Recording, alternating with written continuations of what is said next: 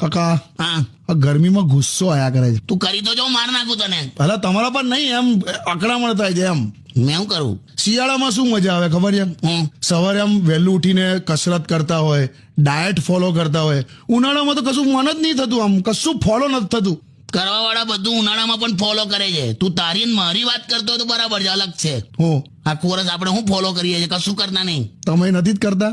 હું શિયાળામાં યોગના ક્લાસમાં જાઉં ને તો હું એટલું જ ફોલો કરું. હું શરદી વાળાની આગળ નહીં બેવાનું અને ગેસ વાળા લોકોની પાછળ નહીં બેવાનું. અલા યાર, સાચું. અને ડાયટ નું હું ફોલો કરવા વાળા બધું ફોલો કરે છે. જો પણ હું એટલું કહું કે દર 2 દિવસે છે ને વજન માપે છે ને જે લોકો, હા એવું નહીં કરવાનું. કેમ?